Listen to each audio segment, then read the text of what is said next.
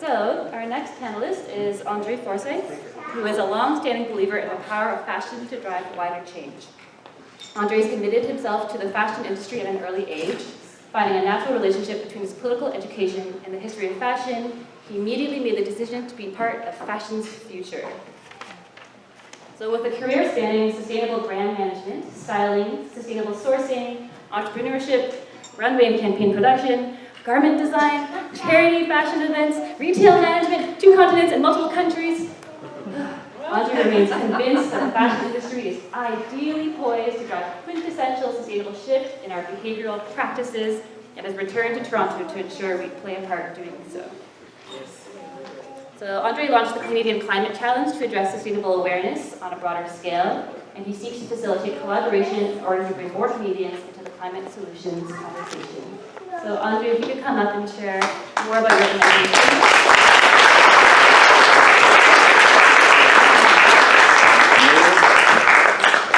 I apologize for such a long bio. It sounds a lot more interesting than I actually am. So,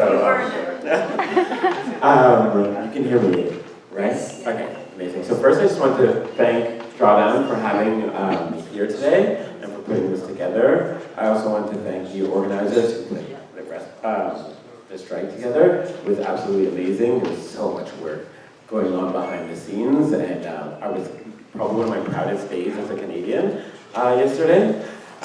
So that's fantastic. And I just want to give a shout out to volunteers.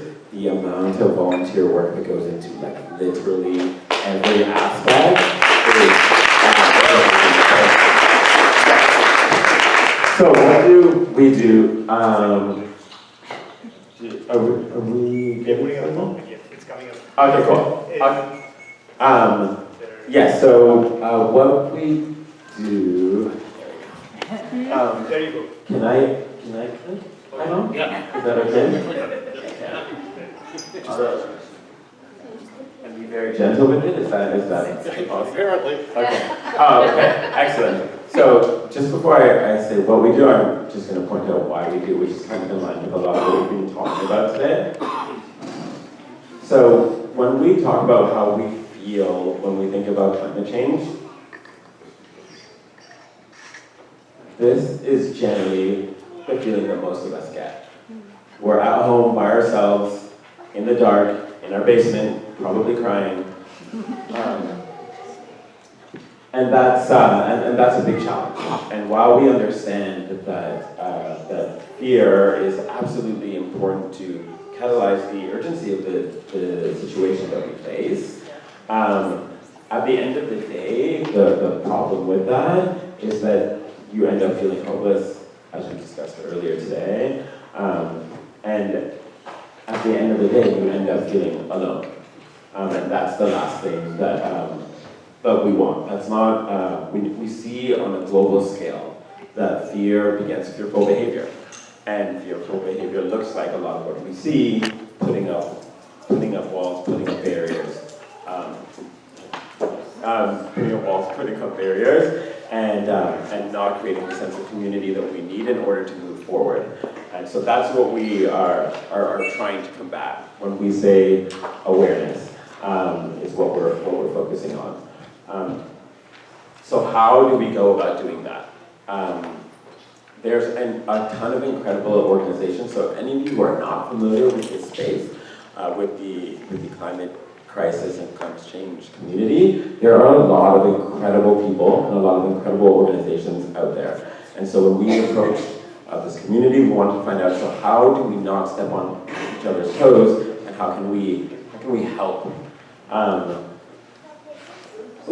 So there's basically kind of 3 ways that we are approaching that topic. So number 1, the first thing we do is, in the top left corner there is a little screenshot of our website. So this week, for Climate Week in particular, our site was asked to be the kind of destination to collate all of the events that were taking place this Climate Week. That's the primary function of our site. We're trying to be kind of a climate blog TO, so that it's much easier for people to come into our space. It's such a barrier to access for people who are not familiar. how to get involved, who to get involved with, where do I get involved?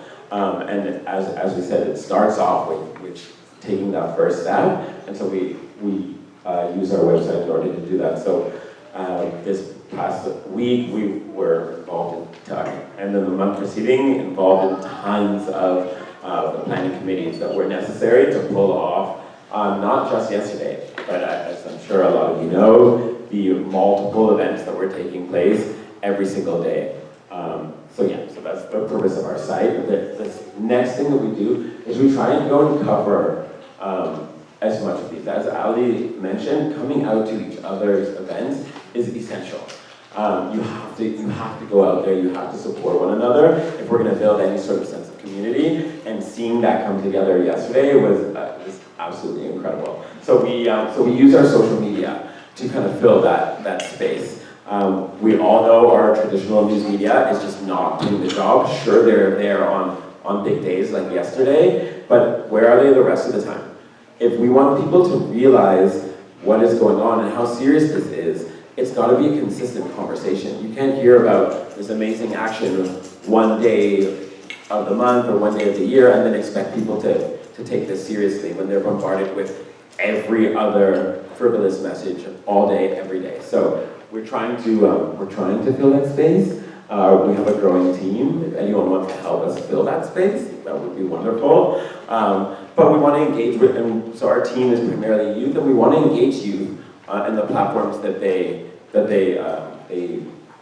engage with. And we didn't see a lot of that happening before last year. This year, that's kind of exploded, which is amazing. But if we want to get youth involved, we have to engage with them on that space. And then finally, the next thing we're doing is with the Funhouse, which, my apologies, I'm going to have to leave here very quickly because we're actually hosting an event there right now. And so the Funhouse, is anyone familiar with the Green New Deal? Yes? Okay, excellent. So as most of you will know, there was a series of town halls throughout the summer. And what we wanted to do is, again, dealing with that issue of awareness, is how do we engage people, get them out of their basements and crying, and get them into a space where they're engaging with this content and finding out, and we're appealing to a wider audience.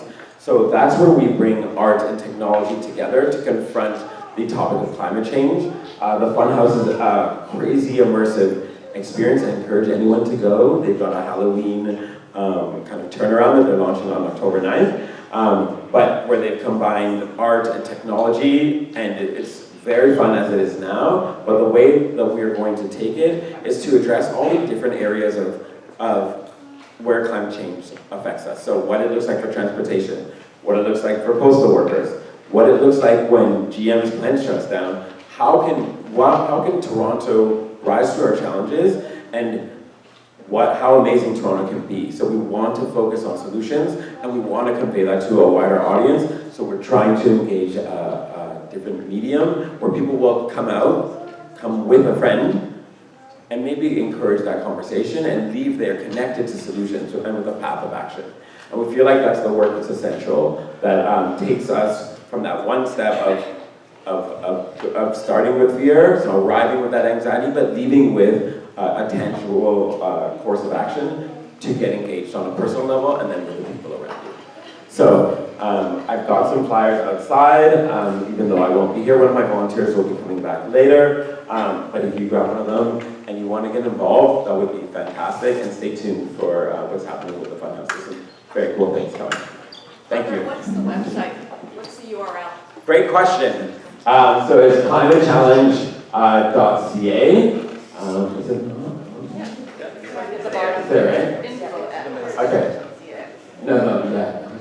Okay, I'll leave business cards as well, but climatechallenge.ca. Thank you. All right, thank you. Give the address for the Funhouse. Where's the Funhouse? Oh, good question. Where's the Funhouse? So it's 101 Lisgar Street at Queen and Dovercourt, basically. So yeah. Thank you.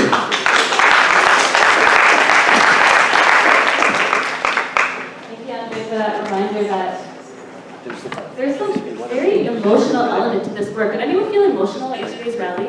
Like, what did you feel? What were you feeling? What did you feel yesterday at the rally? Everything. Everything. What did people feel? Who else went to the rally? What did you feel? Lots of people. It was just surrounded by everyone, everything. Lots of you felt like there was lots of people around, you were surrounded by everything.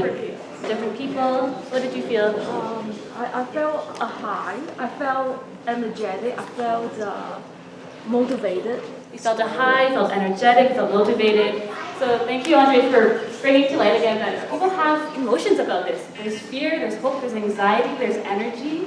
So as we go throughout this day, how can we let ourselves come with our whole selves into this work? It's okay, we're very layered people.